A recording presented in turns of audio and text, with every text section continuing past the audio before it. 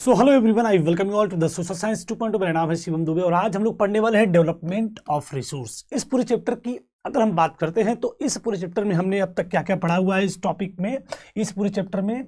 तो सबसे पहले अगर बात करें उन सभी टॉपिक्स की जिन पे हम लोगों ने अब तक पढ़ लिया है, जैसे कि हमने इस चैप्टर को, जिस चैप्टर का नाम है रिसोर्स एंड डेवलपमेंट, इसके हमने देख लिया था डेफिनेशंस को और इसके इंट्रोडक्टरी पार्ट को, कि डेफिनेशन ऑफ रिसोर्सेज क्या होती है, यानी कि वो प्रॉपर डेफिनेशन जो अकॉर्डिंग टू एनसीईआरटी है, जिसको हमने पढ़ा भी था कि रिसोर्स वो चीज़ होती है जो टेक्नोलॉजिकली क्या हो, एक्सेसिबल हो, इकोनॉमिकली फीजेबल हो और कल्चरली क्या हो, एक्सेप्टेबल हो। इस डेफिनेशन को हमने पढ़ा और साथ ही साथ हमने देखा था classification of resource, classification of resource, यानी कि रिसोर्स को कितने फॉर्म में क्लासिफाई किया जा सकता है, या फिर हम बोल सकते हैं कितने टाइप्स में हम लोग रिसोर्स को डिवाइड कर सकते हैं, क्लासिफाई कर सकते हैं। तो इसमें हमने पढ़ा था कि क्लासिफिकेशन ऑफ रिसोर्स के अंतर्गत हमने चार, यानी कि on the basis of origin, on the basis of exhaustibility, on the basis of ownership और साथ ही साथ on the basis of status of development, इन आधार पर हमने रिसोर्स को क्लासिफाई किया था। जैसे ओरिजिन के आधार पे बायोटिक और अबायोटिक हमने पढ़ा था, एग्जॉस्टिबिलिटी के आधार पे पढ़ा था, ऑनरशिप के आधार पे पढ़ा था और स्टेटस ऑफ डेवलपमेंट के आधार पे हमने रिसोर्स को पूरी तरीके से इसकी हर एक एस्पेक्ट को फुल्ली फॉर्म में डिस्कस कर लिया था। अब अगर बात करेंगे तो आज के डिस्कशन की, तो अब तक हमने जो पढ़ा है टोटल, अब तक के जो इस सेशन में माने रिसोर्स एंड डेवलपमेंट वाले चैप्टर के अंतर्गत हमने जो पढ़ा हुआ है उसमें हमने क्लासिफिकेशन पढ़ लिया, डेफिनेशन पढ़ लिया और इसका इंट्रोडक्टरी पार्ट पढ़ लिया। अब हम लोग जो पढ़ने वाले हैं वो है डेवलपमेंट ऑफ रिसोर्स, यानी कि संसाधनों का विकास। अब देखिए दो तीन चीजें आपको इसमें जाननी पड़ेगी। सबसे पहली बात यह है कि रिसोर्स जो होते हैं वो एक ह्यूमन सर्वाइवल के लिए सबसे इंपॉर्टेंट एस्पेक्ट होता है, यानी कि अगर मनुष्य के अस्तित्व को मेंटेन करना है, मनुष्य के अस्तित्व का जो सस्टेनेबिलिटी है वो कहीं ना कहीं रिसोर्सेज पर डिपेंडेंट होती है। यानी कि लिखा गया कि resources are the vital for human survival as well as for maintaining the quality of life. यानी रिसोर्स वो चीज़ होती हैं जो ह्यूमन की जो सर्वाइवल सिस्टम है और साथ ही साथ जो क्वालिटी ऑफ लाइफ है, इन दोनों को मेंटेन करने का सबसे वाइटल फॉर्म होता है रिसोर्स। यानी कि it was believe that resources are the free gift of nature. हम जानते हैं कि रिसोर्स जो होते हैं हमारे प्रकृति के द्वारा प्रदत्त एक मुफ्त या निःशुल्क उपहार है, मतलब फ्री गिफ्ट है हमारे लिए। लेकिन फ्री गिफ्ट होने की वजह से as a result human being जो होते हैं उसको यूज करना शुरू कर देते हैं इनडिस्क्रिमिनेटली, यानी कि बड़े ही इनडिस्क्रिमिनेट फॉर्म के साथ उसको यूज करना शुरू कर देते हैं। और इसकी वजह से this led to the following major problems. कुछ जो है तमाम प्रकार की समस्याओं का सामना करते हुए हमें वर्तमान में मानव व्यवस्था, मानव सभ्यता देखते हुए ऐसी तमाम समस्याओं को फेस करते हुए देखने को मिल जाती है। जैसे कि हम लोगों ने जाना कि रिसोर्स जो होते हैं नेचर के द्वारा दिया गया फ्री गिफ्ट है, नेचर के द्वारा दिया गया क्या है, फ्री गिफ्ट है। और ऐसा होने की वजह से जो ह्यूमन जो सिविलाइजेशन है इसका इनडिस्क्रिमिनेटली यूज करती है। जब इनडिस्क्रिमिनेटली यूज करती है तो तमाम प्रकार के प्रॉब्लम्स को फेस करते हुए ह्यूमन देखने को मिल जाते हैं। जैसे कि आपका problem caused bye the indiscriminate use of resource की अगर बात करेंगे हम लोग, तो सबसे पहली बात कि कुछ तीन प्रकार के प्रॉब्लम हमें फेस करते हुए देखने को मिल जाते हैं। क्यों जब रिसोर्स का इनडिस्क्रिमिनेट यूज होता है, बिल्कुल मतलब एक दोहन होता है, रिसोर्सेज का, संसाधनों का दोहन होता है, तो तमाम समस्याओं में से तीन प्रमुख समस्याएं देखने को मिल जाती है। क्यों? Depletion of resource for satisfying the needs of a few individual. हम जानते हैं कुछ फ्यू इंडिविजुअल की, मतलब कुछ लोगों की, फ्यू इंडिविजुअल की नीड को सेटिस्फाई, और नीड ना बोल के उसको ग्रीड बोले तो और बेहतर होगा, कुछ इंडिविजुअल की ग्रीड को सेटिस्फाई करने के लिए जो डिप्लेशन ऑफ रिसोर्स होता है, जो डिप्लेशन ऑफ क्या होता है, रिसोर्स होता है, वो सेटिस्फाई करने के लिए कुछ इंडिविजुअल को, मतलब समझिए आपका रिसोर्स फ्री है, अब फ्री है तो लोग इसको इंडिस्क्रिमिनेट यूज करते हैं। इसकी वजह से जो रिसोर्स का डिप्लेशन किया जाता है और डिप्लेशन करके कुछ फ्यू इंडिविजुअल्स की नीड को क्या किया जाता है, सेटिस्फाई किया जाता है। जैसे कि तमाम डिफॉरेस्टेशन, माइनिंग और कल कारखाने, जो भी फैक्ट्रीज हमें देखने को मिलती है, वो सारी चीज़ें हैं। तो कुछ लोग हमारे सोसाइटी के कुछ लोग, देश के लोग, विश्व के लोग, कुछ लोग इन रिसोर्सेज का इनडिस्क्रिमिनेटली यूज करते हैं, प्रॉफिट उनको मिलता है, उनको उनकी ग्रीड, उनकी नीड सेटिस्फाई होती है, बाकी मानव सभ्यता इसी संकट में आ जाती है। दूसरा जो प्रॉब्लम जो है फेस करना पड़ता है इनडिस्क्रिमिनेट यूज ऑफ रिसोर्स की वजह से कि accumulation of resource in a few hand, which in turn divided the society into two segments, haves and have-nots in rich and poor. Haves and have-nots मतलब अमीर और गरीब, किसी के पास है, किसी के पास नहीं।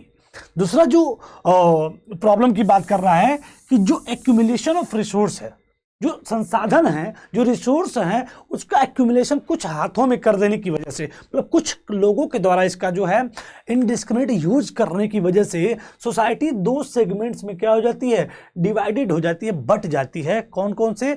हैव्स एंड हैव नॉट्स, मतलब ऐसे लोग जिनके पास है, ऐसे लोग जिनके पास नहीं है, यानी कि रिच और पुअर में सोसाइटी क्या हो जाती है, डिवाइडेड हो जाती है because of indiscriminate use of resource.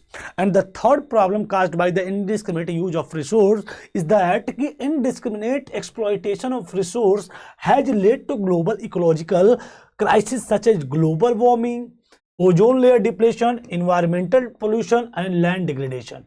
इन सब के अलावा कुछ ऐसी भी प्रॉब्लम है जो ग्लोबल लेवल पे आती हैं, जैसे कि वैश्विक स्तर पे समस्याएं क्रिएट होती हैं, जैसे कि जब हम एक्सप्लॉयटेशन करते हैं रिसोर्सेज का संसाधनों का अंधाधुंध जो है हम शोषण करते हैं, एक्सप्लॉइट करते हैं, तो इससे कहीं ना कहीं ग्लोबल इकोलॉजिकल क्राइसिस भी आती है, वैश्विक रूप से इकोलॉजिकल क्राइसिस आती है, जैसे कि ग्लोबल वार्मिंग, जो वैश्विक तापमान में वृद्धि हमें देखने को मिलती है, ओजोन लेयर का डिप्लेशन हमें देखने को मिलता है, ओजोन परत जो हमारी जो है धरती की सुरक्षा कवच कहलाती है, उसका भी डिप्लेशन हमें देखने को मिल जाता है। साथ ही साथ इन्वायरमेंटल पोल्यूशन, पर्यावरणीय प्रदूषण हमें देखने को मिलता है, और लैंड डिग्रेडेशन, यानी कि एक्सप्लॉइट करते करते करते करते एक ऐसी कंडीशन क्रिएट हो जाती है जिससे कि ग्लोबल इकोलॉजिकल क्राइसिस भी पूरे विश्व को देखने को मिल जाती है, जैसे कि ozone layer depletion, land degradation, global warming, drought, flood, ऐसी तमाम समस्याएं पूरे विश्व स्तर पे हमें देखने को मिल जाती है because of indiscriminate use of resource. तो हमने देख लिया कि डेवलपमेंट ऑफ रिसोर्स को हम लोग पढ़ रहे हैं, संसाधनों के विकास को हम लोग पढ़ रहे हैं, जिसके अंतर्गत ये कहा गया कि ह्यूमन की लाइफ जो मतलब ह्यूमन सरवाइव कर रहा है तो बिकॉज ऑफ रिसोर्सेज, और ये जो रिसोर्स होते हैं जो वर्तमान समय में मनुष्य जो है उसको यूज कर रहा है, वो फ्री गिफ्ट ऑफ नेचर है, मतलब प्रकृति के द्वारा दिया गया मुफ्त में दिया गया उपहार है। और ऐसा होने की वजह से जब हम इसका इनडिस्क्रिमिनेटली यूज करना शुरू कर देते हैं तो तमाम प्रॉब्लम फेस करते हुए हम सभी तमाम प्रॉब्लम को फेस करना शुरू कर देते हैं।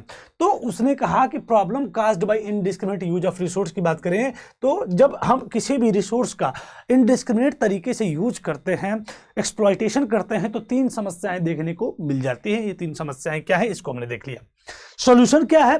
तो सॉल्यूशन इसका यह है कि an equitable distribution of resource has become essential for a sustained quality of life and global peace।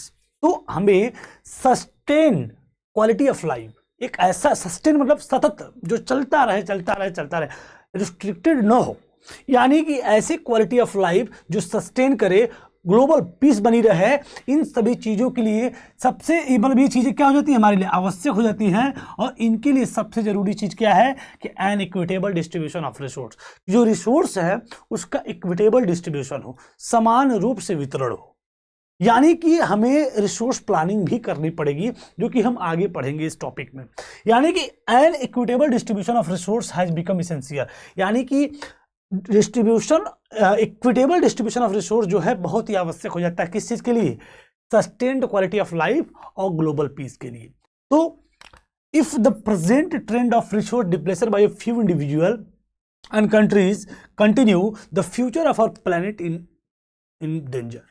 अगर इसी तरीके से चलता रहा, क्या if the present trend of resource depletion, जिस तरीके से रिसोर्स का डिप्लेशन हो रहा है, अगर इसी तरह चलता रहा तो जो हमारी फ्यूचर है, इसका, हमारे प्लेनेट का, अर्थ का, वो कहीं ना कहीं किस में आ जाएगा, खतरे में आ जाएगा। So resource planning is essential for sustainable existence of form of life, यानी कि सस्टेनेबल एग्जिस्टेंस के लिए अब एक टर्म आएगा sustainable development.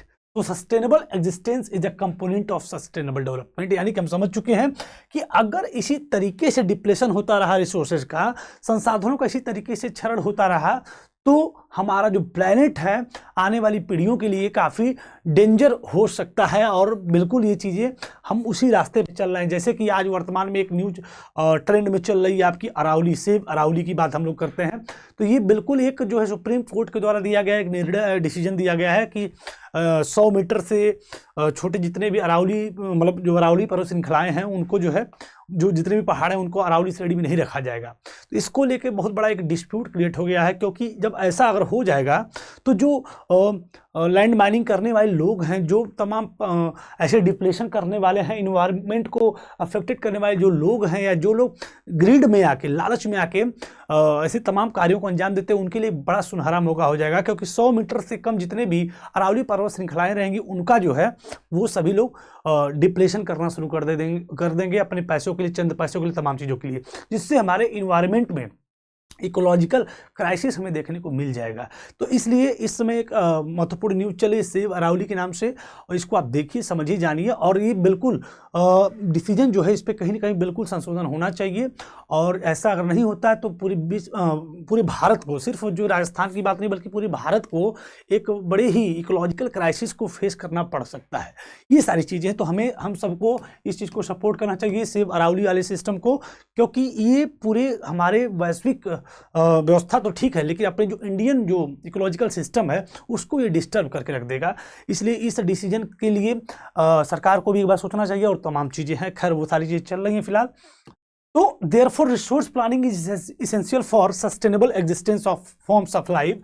Sustainable existence is a component of sustainable development, यानी हम समझ चुके हैं कि अगर हमारा सस्टेनेबल एग्जिस्टेंस रखना है, हमारा सतत जो जीवन है इसे चलता रहे, तो इसके लिए सस्टेनेबल डेवलपमेंट होना चाहिए। और सस्टेनेबल डेवलपमेंट क्या होता है, जब हम इकोनॉमी को इकोलॉजी के साथ क्या करें, बैलेंस करके चलें। ये नहीं कि सिर्फ हम इकोनॉमी पे फोकस करें, इकोलॉजी पे फोकस न करें। तो अगर हम ऐसा कर भी देते हैं तो प्रकृति जो है इसको बैलेंस करती है, जब वो बैलेंस करती है तो काफ़ी भयावह स्थिति क्रिएट हो जाती है। यानी कि हमें समझ में आना चाहिए कि इकोनॉमी को इकोलॉजी के साथ, या इकोलॉजी को इकोनॉमी के साथ बैलेंस करके हमें चलना है। और यहाँ पे एक टर्म आता है सस्टेनेबल डेवलपमेंट, जिसको हम लोग अगले सेशन में पढ़ेंगे। और इसी के साथ सेशन को हम लोग आज के सेशन में इस कंप्लीट जो एस्पेक्ट पर हम लोग डिस्कस कर रहे थे, इसको हम लोग साइन ऑफ करते हैं। थैंक यू एवरीवन, पढ़ते रहिए, मस्त रहिए, थैंक यू।